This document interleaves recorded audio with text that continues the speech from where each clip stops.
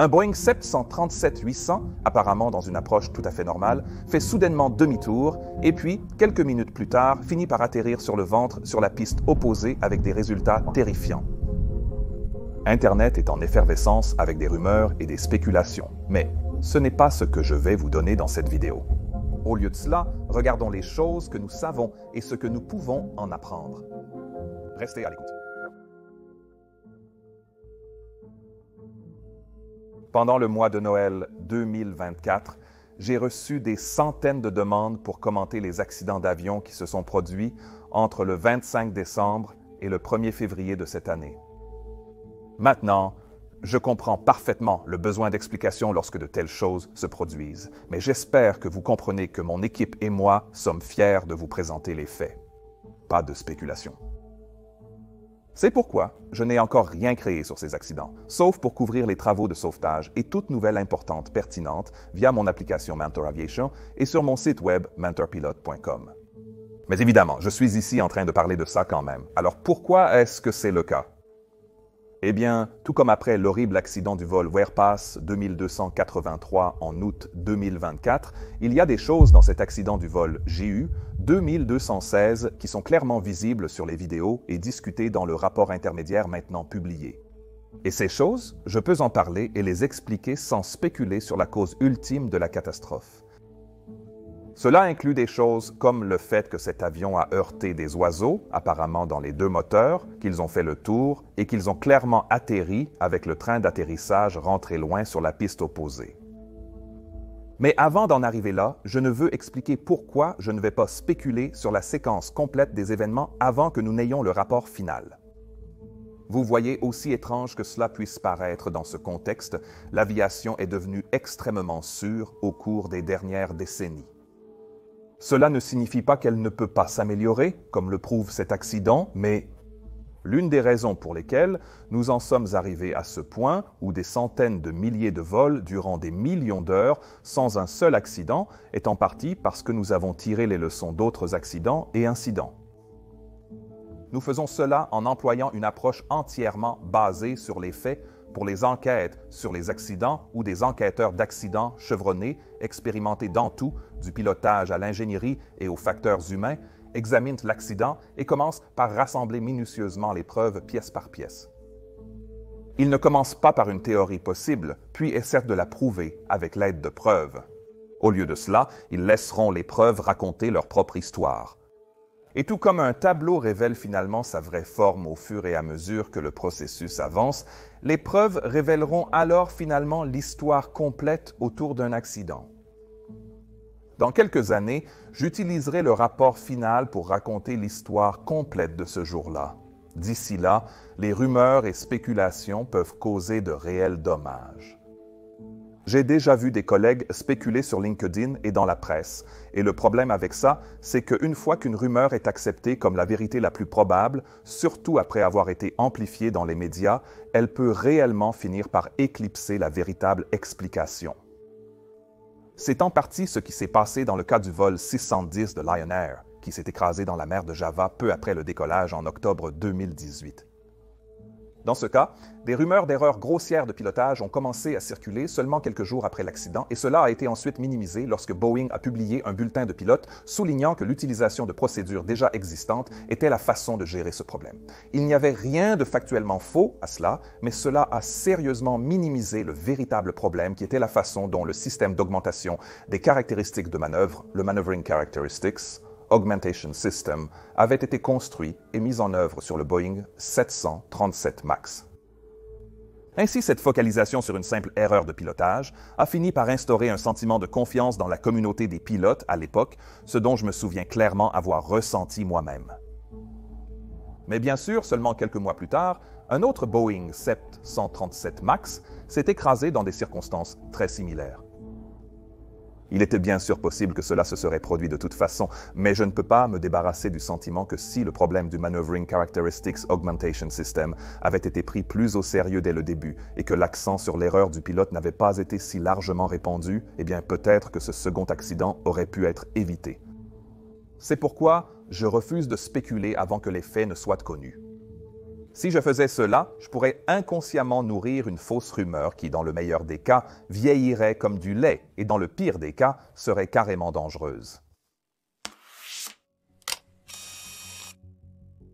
Donc, ayant dit cela, revenons plutôt aux choses dont nous pouvons parler dans ce cas, comme les différents systèmes qui étaient manifestement impliqués dans cet accident et comment ils fonctionnent.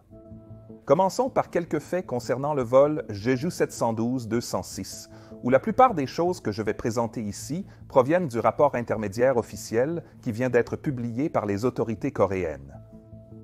L'avion utilisé était un Boeing 737-800 de 15 ans qui avait été livré neuf de l'usine à la compagnie low-cost européenne Ryanair en 2009 et qui avait ensuite été transféré à Jeju Airlines en février 2017.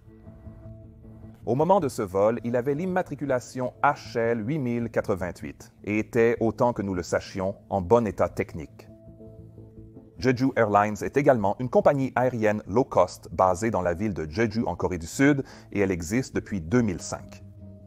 Ils opèrent principalement des Boeing 730-7800, mais ils ont aussi deux 737 MAX 8. Des commandes de 40 autres de ceux-ci doivent encore être livrées. Le 29 décembre 2024, cet avion et un équipage de 6 personnes étaient prévus pour opérer un vol de l'aéroport Suvarnabhumi de Bangkok en Thaïlande vers l'aéroport international de Muan en Corée du Sud. Ce vol était opéré par la compagnie aérienne 4 fois par semaine, surtout pendant la période des vacances de Noël, et ce jour-là en particulier, il y avait 175 passagers à bord.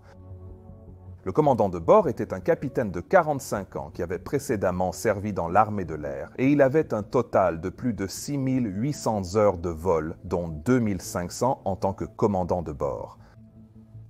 Nous ne connaissons pas l'âge du copilote, mais nous savons qu'il avait 1650 heures de vol au total, dont la grande majorité, 1339 heures, avaient été effectuées sur le Boeing 737. Les premiers rapports des médias indiquent que le commandant de bord était connu parmi ses collègues comme un professionnel inébranlable qui valorisait la sécurité par-dessus tout. Et même si cela ne garantit en aucun cas d'éviter les erreurs, c'est certainement quelque chose à garder à l'esprit ici. Maintenant, selon le rapport intermédiaire, l'avion a décollé normalement de Bangkok à 2h28. Heure locale thaïlandaise, soit 19h28 temps universel coordonné, et le vol s'est ensuite déroulé sans incident le long de son itinéraire de vol vers sa destination. La durée du vol devait être d'environ 4 heures, et il n'y avait aucune indication d'un événement sortant de l'ordinaire jusqu'à la toute fin. C'est en fait aussi assez important à retenir, car une longue durée de vol comme celle-ci, surtout lorsqu'elle est effectuée tôt le matin, peut conduire à un niveau d'alerte assez bas pendant la phase de croisière. Et d'après ma propre expérience, il peut alors être assez difficile de retrouver son niveau d'alerte lorsqu'il est temps d'approcher, surtout si l'approche à effectuer est une approche avec le système d'atterrissage aux instruments, qui normalement ne réserve pas de grandes surprises. Mais cette fois, c'était définitivement le cas. L'aéroport international de Muam est situé très près de la côte, au milieu d'un marécage, ce qui en fait un lieu de nidification et d'alimentation idéal pour diverses espèces d'oiseaux. Les aéroports font toujours de leur mieux pour essayer de garder les oiseaux à l'écart de la proximité immédiate en utilisant tout, des lasers aux faucons et diverses autres techniques d'effarouchement. Mais le fait demeure qu'il est parfois impossible de tenir les oiseaux à l'écart, surtout si la piste d'atterrissage se trouve au milieu de leur habitat. À cause de cela, alors que le vol 2216 descendait vers l'aéroport et avait été autorisé à atterrir sur le 01 à 8h54 heure locale, des oiseaux avaient manifestement été remarqués autour du périmètre. Une alerte d'activité d'oiseaux a donc été diffusée sur la fréquence de la tour. Alors, comment nous, les pilotes, interprétons-nous quelque chose comme ça? Comme l'indique le libellé, c'est une mise en garde. Cela signifie qu'il faut être à l'affût des oiseaux et rester vigilant. Mais cela ne signifie pas que nous devons interrompre l'approche ou attendre que cette mise en garde soit terminée. Les oiseaux et même les volées d'oiseaux peuvent se déplacer rapidement d'un endroit à un autre. Il est donc pratiquement impossible de dire où ils seront lorsque nous approchons et cela peut bien sûr également apparaître lorsqu'aucune mise en garde n'est émise. Donc, ils font partie intégrante du métier de pilote professionnel. Dans ce cas, l'avion a poursuivi son approche et s'est préparé à atterrir comme d'habitude. La piste 01 mesure normalement 2800 mètres de long, mais en raison de certains travaux sur la piste et d'une extension du côté nord, elle a été raccourcie à 2500 mètres, ce qui est toujours largement suffisant pour l'atterrissage d'un Boeing 737-800. Quoi qu'il en soit, l'approche a initialement continué normalement et a même été filmée par un observateur au sol lorsque, vers 8h58, il semble qu'il ait soudainement traversé un vol d'oiseau sur sa trajectoire. Sur la vidéo, on peut clairement voir des bouffées de fumée sortir de son moteur numéro 2 à droite et des examens ultérieurs de cette vidéo montrent également une petite bouffée provenant du moteur numéro 1 à gauche. Les données Automatic Dependent Surveillance Broadcast indiquent que l'avion se trouvait à une altitude comprise entre 500 et 900 pieds lorsque cela s'est produit, ce qui signifie qu'il aurait probablement été entièrement configuré avec le train d'atterrissage sorti et les volets d'atterrissage sélectionnés à 30 ou 40 degrés. Alors, que signifie tout cela?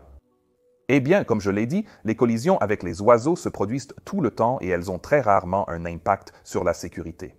Généralement, elles laissent une trace de sang, peut-être quelques plumes et une bosse, mais dans de rares cas, elles peuvent aussi pénétrer dans le cœur du moteur et y causer des dommages. Les moteurs CFM56 sur le Boeing 737-800 sont incroyablement robustes et ont été certifiés pour pouvoir résister aux collisions avec des oiseaux assez gros tout en continuant à fonctionner. Les quelques fois où j'ai moi-même vécu des ingestions de moteur, cela n'a même pas affecté les paramètres du moteur. Et la seule raison pour laquelle nous savions que l'oiseau était entré dans le noyau était à cause d'une forte odeur de poulet frit, soit dans le cockpit si l'oiseau a frappé le moteur gauche, soit dans la cabine s'il a frappé le droit. Le problème vient de la conception du système de climatisation du 737, où le pack gauche alimente principalement le cockpit et le pack droit la cabine. Dans tous les cas, il est très rare que ces impacts d'oiseaux causent un réel danger à moins qu'il y ait beaucoup d'oiseaux qui frappent tous en même temps ou que les oiseaux soient vraiment gros. Il y a bien sûr eu quelques cas enregistrés où cela s'est produit et cela a conduit à de graves problèmes de moteur et même à des extinctions de flammes. Le miracle sur l'Hudson est probablement l'événement le plus connu de ce genre, mais cela est également arrivé au vol Ural 178 qui a fini dans un champ de maïs en Russie, ainsi qu'à un avion de Ryanair à Rome-Campino en 2008. C'est pourquoi des directives ont récemment été émises à l'intention des pilotes lorsqu'ils observent de grands groupes d'oiseaux à l'approche, pour qu'ils soient prudents dans leur gestion de la situation. Cette directive nous indique de ne faire demi-tour que s'il est évident que cette manœuvre permettra à l'avion d'éviter le groupe d'oiseaux. En cas de doute, il est préférable de poursuivre l'approche et, si nécessaire, de traverser le groupe d'oiseaux en conservant la configuration et la puissance déjà établies pour l'approche. Maintenant, je sais que cela peut sembler contre-intuitif, mais de cette façon, les oiseaux pourraient heurter les moteurs lorsqu'ils tournent à des vitesses plus lentes et donc causer moins de dommages globaux. De plus, l'avion sera probablement mieux positionné pour atterrir à partir de cette situation plutôt que d'avoir à inverser une remise des gaz.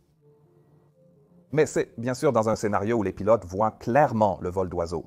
Et ce n'est pas 100% clair pour moi si cette directive est universelle ou si certaines compagnies aériennes ont leur propre directive ou peut-être aucune directive du tout. Si c'est le cas, alors une remise des gaz pourrait être la réaction naturelle face à une telle menace. Je sais maintenant qu'il y aura des questions sur pourquoi les avions n'ont pas un fin grillage devant les moteurs pour se protéger contre ces choses, et j'ai en fait une vidéo à ce sujet il y a longtemps que vous pouvez consulter ici, mais en bref, ce n'est tout simplement pas économiquement ou même aérodynamiquement possible de faire cela. Revenons au vol 2216. Quelques secondes après que la vidéo a enregistré ce qui ressemble à des impacts d'oiseaux sur les deux moteurs, les données Automatic Dependent Surveillance Broadcast du vol indiquent une petite augmentation d'altitude avant que le signal ne disparaisse brusquement. En même temps, à 9h59 heure locale, l'un des pilotes a fait un appel radio où il a déclaré « Mayday, Mayday, Mayday » et Bird Strike, Go Around ». Maintenant, déclarer Mayday à cause d'un impact d'oiseau n'est pas très courant, à moins qu'il y ait une raison à cela, comme des indications de dysfonctionnement du système dans le cockpit. Et le fait que le signal Automatic Dependent Surveillance Broadcast ait disparu immédiatement après le début de la manœuvre de remise des gaz et que nous savons maintenant que les deux enregistreurs de données de vol ont également cessé d'enregistrer à peu près à ce moment-là, cela pourrait indiquer une sorte de panne électrique majeure et je reviendrai bientôt sur les raisons de cela. Une minute plus tard, le vol 2216 avait commencé la manœuvre de remise des gaz, mais selon des témoins au sol, l'avion semblait avoir du mal à maintenir son altitude.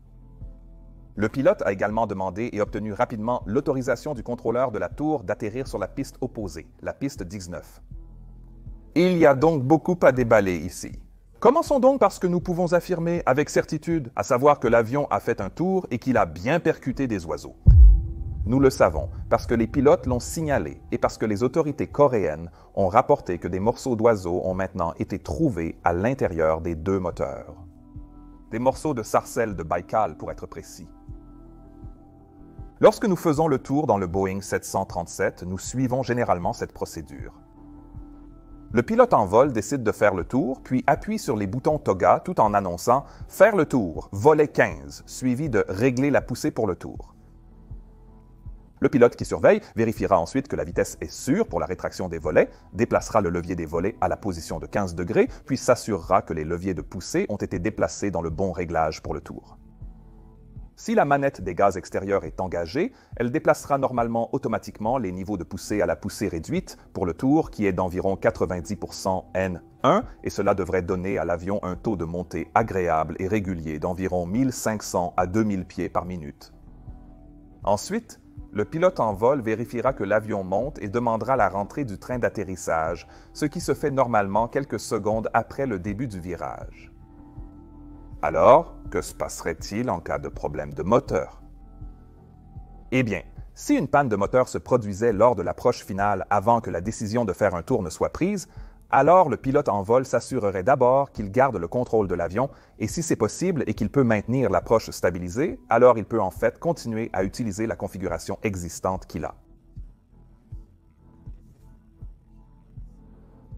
Une autre option qui peut se produire est que l'équipage a l'impression qu'il ne peut plus stabiliser l'avion et choisit donc de faire un tour pour résoudre le problème.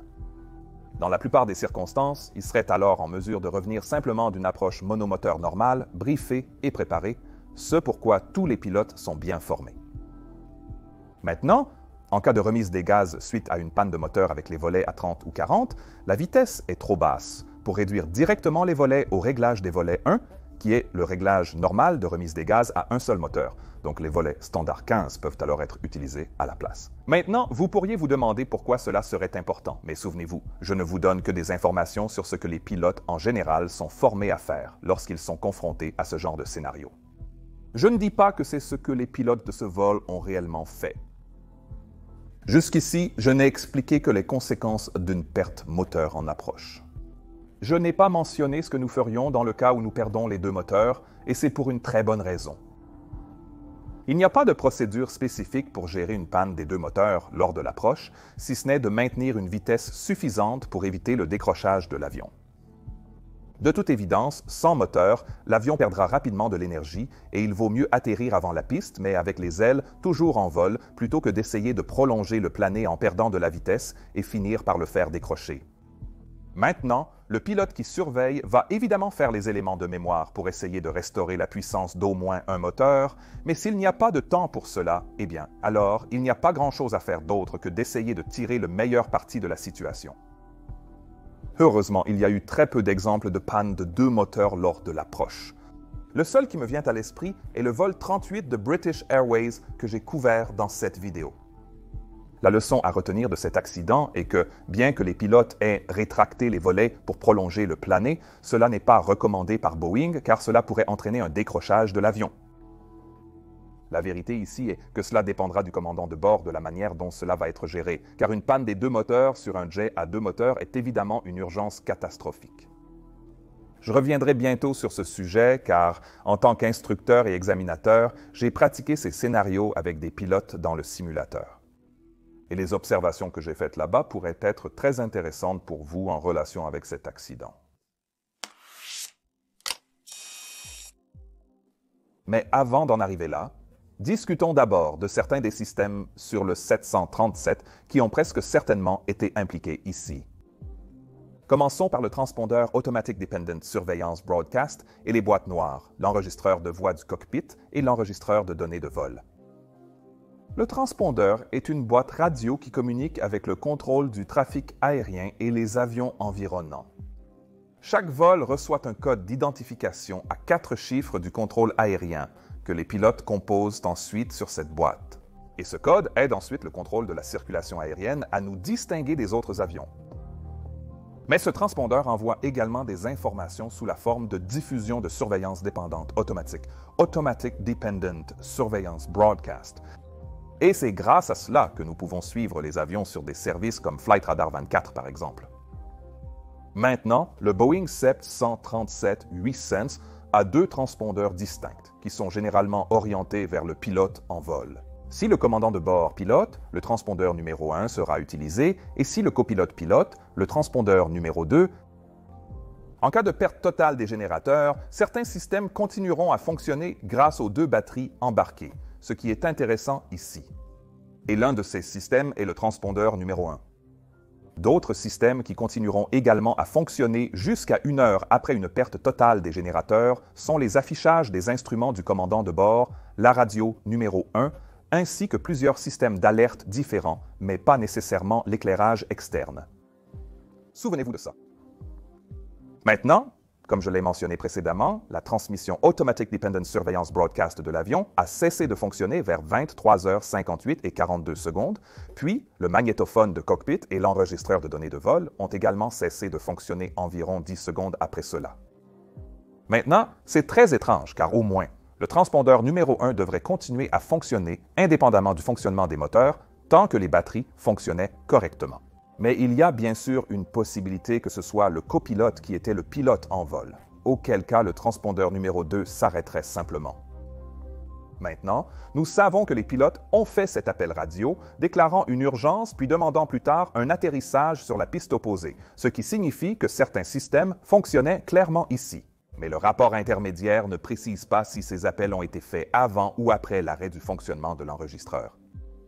Donc à partir de ce point, nous sommes dans l'ignorance de ce qui s'est réellement passé dans le cockpit et des actions que les pilotes auraient pu prendre. Et la triste vérité est que sans ces enregistreurs, il sera très difficile de savoir exactement cela. Mais il y a encore quelques détails que nous pouvons découvrir si nous comprenons simplement quelques systèmes techniques supplémentaires ici. Tout d'abord, nous avons les volets. Lors d'une remise des gaz, nous commencerions par rétracter les volets d'atterrissage de 30 ou 40 à 15, comme mentionné précédemment. Les volets 15 sont le volet standard pour la remise des gaz avec 2 moteurs, et c'est pourquoi il a une butée prononcée sur le sélecteur de manette de volet. Lors d'une approche à un seul moteur, le volet 15 est utilisé pour l'atterrissage. En cas de remise des gaz, les volets sont rétractés à 1 qui est la prochaine butée sur le sélecteur. Maintenant, une fois que nous avons effectué cette première rétraction et que nous montons au-dessus de 400 pieds, nous continuerions alors à rétracter les volets et à accélérer. Et la seule fois où nous attendrions plus longtemps que cela serait en cas de panne de moteur, auquel cas nous attendrions généralement jusqu'à ce que nous soyons à environ 1000 pieds au-dessus du sol avant de rétracter des volets 1, 2 volets vers le haut. Dans tous les cas, cela signifie qu'au-dessus d'environ 1300 pieds ou plus, nous volerions dans des circonstances normales avec un avion stable avec tous les volets complètement rétractés. La raison pour laquelle je mentionne cela est que dans les vidéos que nous avons vues de l'accident de Jeju, les volets d'attaque semblent être complètement rétractés, et cela ne serait le cas que si les volets de bord de fuite sont également relevés. Cela implique que les volets ont été rétractés pendant la remise des gaz. Normalement, les volets utilisent le système hydraulique B pour s'étendre et se rétracter. Mais s'il n'y a pas de puissance hydraulique disponible, eh bien alors les bords de fuite peuvent toujours être étendus et rétractés à l'aide d'un moteur électrique. Et les bords d'attaque peuvent être étendus à l'aide du système hydraulique de secours. Mais ces 2 systèmes de secours nécessitent une alimentation en courant alternatif pour fonctionner. Souvenez-vous de ça. D'accord, donc le prochain système que nous abordons est le train d'atterrissage sur le Boeing 737. Le train d'atterrissage est actionné hydrauliquement en utilisant le système hydraulique A pour le déplacer. Nous avons un grand levier de train d'atterrissage sur le panneau central avant du cockpit et il a 6 voyants au-dessus de lui indiquant soit vert, signifiant que le train est sorti et verrouillé, soit rouge si le train n'est pas sorti et verrouillé avec un ou les deux niveaux de poussée réduits au ralenti et en dessous de 800 pieds, ou si le train d'atterrissage concerné est en désaccord avec la position du levier de train d'atterrissage. Il y a aussi un ensemble indépendant de lumières dans le panneau supérieur arrière qui montre la même chose et une lumière verte sur l'un de ces panneaux signifie que le train d'atterrissage concerné est sorti et verrouillé. Maintenant, comme l'extension et la rétraction du train d'atterrissage sont actionnées hydrauliquement, il existe également une option d'extension manuelle qui peut être utilisée en cas de perte totale du système hydraulique A. Et cette extension manuelle est très simple. Il consiste essentiellement en des fils physiques tirés des verrous de montée du train d'atterrissage jusqu'au cockpit. Et pour les utiliser, une trappe doit d'abord être ouverte dans le plancher du cockpit derrière le socle central, puis chacune des 3 poignées doit être tirée jusqu'à ce que vous sentiez le verrou de montée se libérer. Après cela, le train d'atterrissage tombera librement et se verrouillera en position grâce à la bonne vieille gravité. Mais en réalité, l'utilisation de ce système de libération manuelle est très rare et n'est vraiment pratiquée dans le simulateur que tous les 3 ans environ, donc dans un état de panique, il se peut qu'il ne soit pas immédiatement évident que cela serait nécessaire, surtout que le levier de train d'atterrissage normal descendrait toujours lorsqu'il est sélectionné, il ne ferait simplement rien et la seule façon de le remarquer serait l'absence de lumière verte et la présence de lumière rouge sur le panneau indicateur, potentiellement également accompagné d'un avertissement sonore unique au train d'atterrissage en dessous de 800 pieds. Mais cet avertissement ne dirait pas « train d'atterrissage » comme il le ferait sur d'autres avions plus modernes. Ce ne serait qu'un ton unique. Cela nous amène donc au système hydraulique, puisque l'hydraulique est utilisé à la fois pour bouger les volets et rétracter et normalement étendre le train d'atterrissage. Le système hydraulique sur le Boeing 737 comprend 2 systèmes séparés ainsi qu'un système de secours. Il y a beaucoup à dire à ce sujet, mais ce qui est pertinent à savoir dans ce cas, c'est qu'il est alimenté par 2 pompes pour chaque système. Une pompe électrique et une pompe motorisée. Il y a aussi un accumulateur de pression de frein, mais cela ne fait pas vraiment de différence ici, car le train d'atterrissage n'a jamais été déployé. Les pompes entraînées par le moteur sont, comme le nom l'indique, entraînées par les moteurs respectifs, le moteur de gauche numéro 1 fournissant de la pression pour le système A et le moteur de droite numéro 2 pour le système B. Ces pompes de moteur fournissent la même pression, mais environ 6 fois le volume des pompes électriques, ce qui signifie que si un moteur tombe en panne, le système actionné par la pompe hydraulique du moteur en panne se déplacera plus lentement et continuera à fonctionner. Mais cela suppose qu'il y a de l'électricité assez disponible puisque les pompes électriques l'utilisent pour fonctionner. S'il n'y a pas de moteur en marche et qu'il n'y a pas de source électrique assez normale, eh bien alors il n'y aurait pas non plus de puissance hydraulique. Cela nous amène finalement au système électrique. C'est assez simple sur le 737. Il y a 3 générateurs et 2 batteries disponibles pour faire fonctionner les systèmes essentiels pendant au moins 60 minutes. Parce que ces batteries sont là, le 737 n'a pas de turbine à air comprimé. Rame air turbine comme par exemple le Airbus A320 en A. Les 2 générateurs normaux que nous utilisons sont connectés au moteur et fournissent à l'avion de l'énergie en courant alternatif pour tous ces différents bus électriques pendant le vol, à condition que ces moteurs fonctionnent. Le 3e générateur est l'unité de puissance auxiliaire. L'unité de puissance auxiliaire, mais celle-ci doit être démarrée séparément dans l'air pour fournir de l'énergie. Si tous les générateurs venaient à tomber en panne, alors le bus de secours en courant alternatif serait alimenté par les batteries via un onduleur et les bus en courant continu de la batterie seraient alimentés directement par les batteries, mais évidemment, le nombre de systèmes qui peuvent être alimentés par ceux-ci est le minimum absolu possible. Et cela n'inclut pas les pompes hydrauliques, les instruments pour l'éclairage de la cabine et de la cuisine, ni les lumières extérieures. Ce qui est alimenté, comme je l'ai dit précédemment, c'est le transpondeur numéro 1, la radio numéro 1, les instruments du commandant de bord et beaucoup d'autres choses qui ne seront pas importantes pour cette histoire, du moins autant que nous le savons maintenant. Mais ce que tout cela signifie, c'est que sauf si un générateur devient disponible, L'extension normale du train d'atterrissage ne fonctionne pas, l'extension des volets ne fonctionne pas, les spoilers sur les ailes ne fonctionnent pas, les inverseurs ne fonctionnent pas et, de manière cruciale, les actionneurs hydrauliques pour les commandes de vol ne fonctionnent pas non plus. En cas de panne totale du courant alternatif, l'avion doit être piloté en utilisant la réversion manuelle.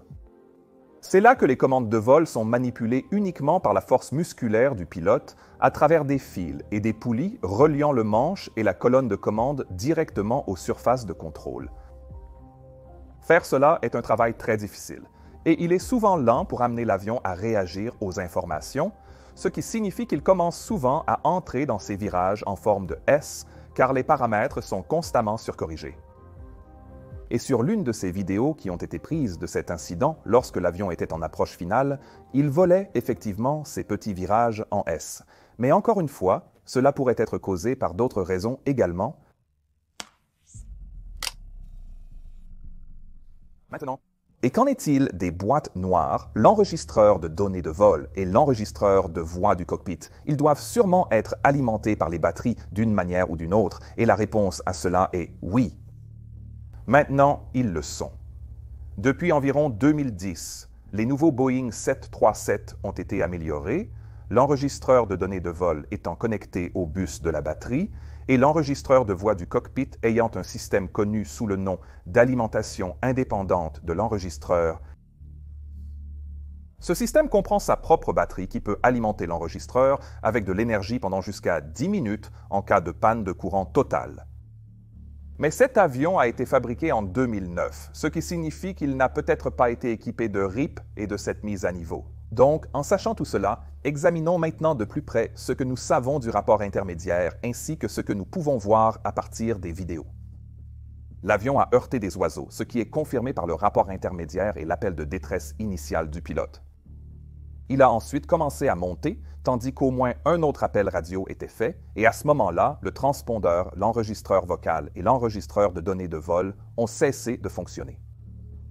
Il a continué à monter pour des raisons qui seront expliquées, puis a tourné à gauche pour un circuit immédiat à droite vers la piste opposée, la piste 19, selon le rapport intermédiaire. Quelques minutes plus tard, il a ensuite atterri à environ 1200 mètres sur la piste de 2800 mètres de long avec le train d'atterrissage et les volets toujours rentrés. L'ensemble de l'atterrissage a été capturé par une caméra et ce que nous pouvons voir, c'est qu'en plus de l'atterrissage de l'avion loin sur la piste, la vitesse était également assez élevée, ce qui est logique si les volets étaient relevés car la vitesse nette d'un 737-800 serait d'environ 200 nœuds ou 370 km/h. Pendant l'atterrissage, on peut voir la queue de l'avion toucher la piste en premier, suivie par la nacelle du moteur droit puis celle de gauche. Il a ensuite continué à glisser sur les nacelles le long de ce qui restait de la piste pavée, après quoi il a quitté la piste et a continué à très grande vitesse sur les 300 mètres qui restaient. Enfin, l'avion a percuté un mur de béton sur lequel était montée l'antenne de localisation pour le réseau Instrument Landing System. En raison de la très grande vitesse, cet impact est devenu extrêmement violent et a fini par détruire complètement l'avion. Toutes les personnes à bord, sauf 2, ont été tuées immédiatement, et les 2 survivants étaient assis à l'arrière de l'avion. Je tiens à souligner une fois de plus que le rapport intermédiaire n'a spécifié aucune action des 2 pilotes, ni aucune information technique réelle qui pourrait expliquer pourquoi tout cela s'est produit. Donc, toute combinaison d'actions et de dysfonctionnements techniques est toujours possible et, espérons-le, les enquêteurs pourront assembler toutes ces pièces même sans les enregistreurs de vol. Mais juste pour vous montrer à quel point cette séquence peut être compliquée. Voici quelques informations tirées de mon expérience d'examinateur et d'instructeur de qualification. Dans ce rôle, mes collègues et moi avons souvent participé à ce que ma compagnie aérienne appelle une formation de survie. Cela consistait en des exercices non notés, ce qui signifie que les étudiants qui volaient ne recevaient aucune note sur leur performance. L'idée était donc de leur donner de véritables scénarios de cauchemar pour voir comment ils réagissaient, puis de débriefer ces exercices dans le simulateur en donnant quelques conseils utiles sur la façon de penser et d'agir si cela devait vraiment se produire.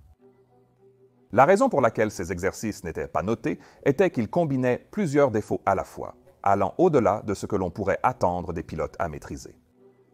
Mais c'étaient toujours des scénarios plausibles, et comme ils n'étaient ni préparés ni attendus, les équipages ont eu la chance de voir comment ils réagiraient avec le facteur de surprise et tout le reste. Maintenant, l'un des scénarios que nous avons réalisés comprenait des collisions avec des oiseaux sur les deux moteurs après le départ, suivi d'une perte des deux moteurs avec tous les problèmes qui en découlent. Et lors de l'exécution de ce scénario, il est rapidement devenu évident que les rôles dans le cockpit devaient être rapidement séparés pour que cela fonctionne, le pilote surveillant se concentrant initialement sur la réalisation des éléments de mémoire pour la perte de puissance des deux moteurs afin d'essayer de faciliter un rallumage, puis d'aider le pilote en vol avec tout ce dont il a besoin. Et le pilote en vol, qui deviendrait toujours le commandant de bord, puisque les instruments ne seraient initialement disponibles que de ce côté, doit immédiatement se concentrer sur le pilotage de l'avion et commencer à élaborer un certain type de plan. La vitesse ascendante donnerait le meilleur rapport de plan avec les volets rentrés, et il est super important de commencer à chercher un possible lieu d'atterrissage le plus tôt possible, au cas où aucun des moteurs ne finirait par se rallumer. Mais lors de ces exercices, il est également devenu assez rapidement évident que, à moins que l'unité de puissance auxiliaire ne soit démarrée presque immédiatement, le vol devenait très difficile, car tout ce qu'il restait alors au pilote était la réversion manuelle, ainsi que tous les autres problèmes que j'ai expliqués auparavant. Certaines équipes ont rapidement saisi cela et ont démarré l'unité de puissance auxiliaire sans attendre cette étape dans une checklist non standard, à l'instar de Sully lors du Miracle de l'Hudson. Mais les équipages qui ne l'ont pas fait auraient droit à un exercice très compliqué. Tout d'abord, une grande altitude est nécessaire pour accomplir un virage de 180 degrés sans moteur. En moyenne, les équipages perdraient environ 1800 pieds en faisant cela. C'est pourquoi je disais plutôt que l'équipage de cet accident a dû pouvoir grimper au moins un peu. Dans le simulateur, nous avons constaté que si les pilotes ne faisaient pas demi-tour rapidement ou si la collision avec l'oiseau se produisait à basse altitude, revenir à la piste n'était pas envisageable. Et voici une autre observation très intéressante que nous avons faite. En raison de ce que je viens d'expliquer, la plupart des pilotes préféreraient faire demi-tour presque immédiatement, même si cela signifiait finir très haut pour l'atterrissage. Ils ont supposé tout à fait correctement que s'ils abaissaient simplement le train d'atterrissage avec les volets et atterrissaient ensuite à une vitesse légèrement plus élevée, eh bien, les freins seraient toujours capables de les arrêter et arriver un peu trop vite et haut serait donc beaucoup mieux que de ne pas atteindre la piste du tout. Mais cette stratégie ne fonctionnait que si l'unité de puissance auxiliaire était sélectionnée et utilisée pour l'électricité et donc aussi pour l'énergie hydraulique. Sans cela, s'ils parvenaient même à faire pivoter l'avion avec une inversion manuelle, ni le train d'atterrissage, ni les volets ou les spoilers ne fonctionneraient. Et ce fait ne serait remarqué que très tard dans la séquence. L'extension manuelle du train d'atterrissage aurait toujours fonctionné, mais s'en souvenir au milieu du chaos général qui a suivi n'est pas si simple. Cela signifierait généralement que ceux qui n'ont pas réussi à engager l'unité de puissance auxiliaire se retrouvaient en altitude lors de l'approche avec une vitesse élevée et ne pouvaient évidemment pas abaisser le train d'atterrissage ou les volets pour aider à la réduire, ni les spoilers de l'atterrissage. Et si le train d'atterrissage n'est pas abaissé, les freins sont évidemment inutiles également. Donc, dans ce scénario, puisque les spoilers sont restés alignés avec les ailes après l'atterrissage, conjugués à la vitesse élevée, cela signifiait que les ailes continuaient à produire de la portance, éloignant le poids de l'avion du sol. Et cela a, à son tour, causé à l'avion de simplement glisser le long du sol sur les nacelles des moteurs. Cela ralentirait légèrement l'avion, mais pas autant qu'avec le train d'atterrissage et les freins disponibles, ni avec les spoilers engagés. Et ensemble, ces facteurs combineraient pour causer une très longue distance d'atterrissage. Encore une fois, ce ne sont que des observations que j'ai faites dans le simulateur après avoir administré des pannes de moteur double surprise pendant des années, et cela pourrait n'avoir aucune incidence sur ce cas particulier, mais j'ai pensé que ce serait intéressant de partager ces observations de toute façon juste pour vous donner une idée de la complexité ici. Dans tous les cas, la plupart des équipages ont vraiment apprécié ce type de formation car elle a souligné à quel point les priorités, les domaines de responsabilité et l'action décisive sont vraiment importants, ainsi que l'importance de démarrer l'unité de puissance auxiliaire s'il est disponible. Quelles autres informations peut-on tirer des vidéos en ligne? Pouvons-nous apprendre quelque chose d'eux et que pourraient examiner les enquêteurs? Eh bien, une chose qui m'a frappé, c'est l'absence presque totale de lumières externes sur toutes les vidéos disponibles, à l'exception d'une exception très remarquable à laquelle je vais bientôt arriver. Normalement, un Boeing 737 en approche aura toutes les lumières avant allumées. Cela inclut les feux d'atterrissage, de dégagement de piste, de taxi, rouge et vert, stroboscopique blanc clignotant aux extrémités des ailes et anti-collision obligatoire sur la partie inférieure et supérieure du fuselage. Aucun de ces feux n'était visible sur aucune des vidéos que j'ai vues, et bien que cela puisse avoir quelques explications différentes, la plus évidente est un manque de courant alternatif normal. Cela pourrait impliquer qu'aucun des 3 générateurs disponibles ne fonctionnait. La seule lumière qui était réellement allumée sur ces vidéos est à peine visible et nous avons dû regarder les vidéos image par image pour la repérer juste derrière la porte principale avant droite. Cette petite lumière fait partie de l'éclairage de sortie de secours qui est placé là pour éclairer les toboggans en cas d'évacuation.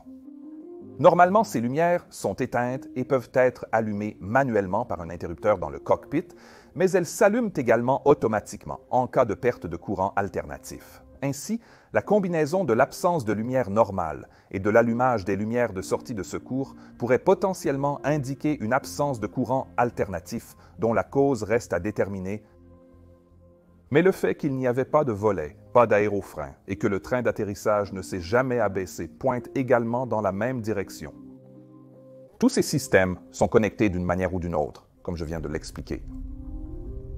Une chose plus complexe à expliquer est que dans une des vidéos, il semble que l'inverseur droit ait été activé. Dans le cas où il n'y aurait pas eu de puissance hydraulique, cet inverseur n'aurait pas dû être ouvert, mais d'autre part, le fait que l'avion dérapait sur cette partie du moteur aurait également pu le forcer à s'ouvrir. Surtout si les leviers d'inversion dans le cockpit étaient activés par les pilotes en réponse réflexe. Maintenant, dans cette vidéo, je ne pouvais pas voir le panache d'inversion normal autour du moteur, et cela pourrait indiquer qu'il n'y avait pas de poussée inverse générée. C'est l'une de ces choses que les enquêteurs examineront de près et nous devrons attendre de voir ce qu'ils finissent par trouver. Une autre chose que j'attends vraiment du rapport final est de savoir quand et si l'alimentation en courant alternatif a cessé de fonctionner, car puisque les transmissions ADS-B et les 2 enregistreurs ont cessé de fonctionner presque immédiatement après la décision de faire demi-tour, cela indiquerait une possible panne des 2 moteurs à ce moment-là, mais l'avion a dû continuer à grimper pendant un moment si les volets devaient être rentrés et une altitude suffisante atteinte pour un virage de 180 degrés. Maintenant, je suppose que si les 2 moteurs étaient en sur-régime assez fort, mais ne tombèrent pas en panne à cause de l'ingestion d'oiseaux, cela pourrait provoquer des chutes de N2 assez importantes pour déclencher les générateurs. Mais encore une fois, c'est une partie de l'histoire où j'ai vraiment hâte d'en savoir plus. Mais une chose à laquelle j'ai vraiment réagi, c'était le gouvernail. Vous voyez, lorsque l'avion a touché le sol et a commencé à déraper sur la piste, tout obstacle devant l'avion aurait été clairement visible pour les pilotes.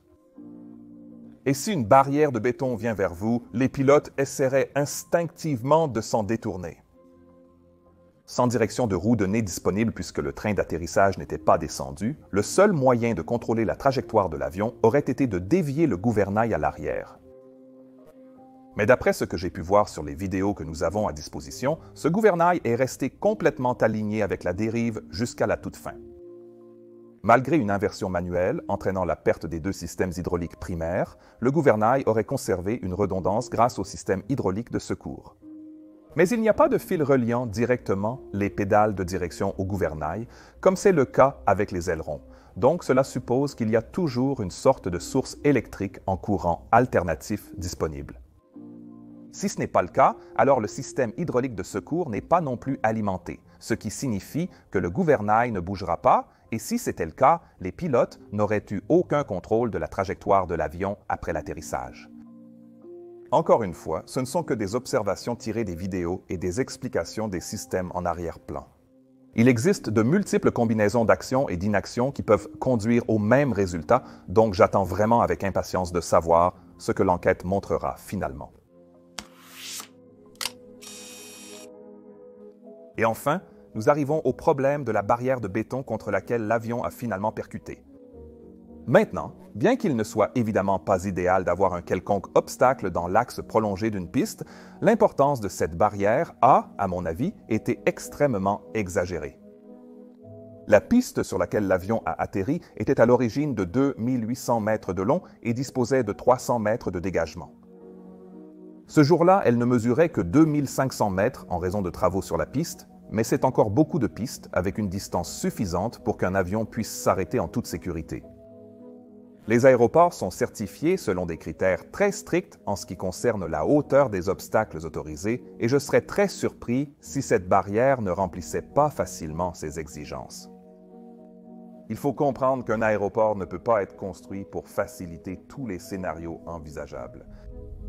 Un avion qui touche le sol à mi-piste à une vitesse extrêmement élevée sans son train d'atterrissage ou quoi que ce soit d'autre pour l'aider à ralentir serait un excellent exemple de cela.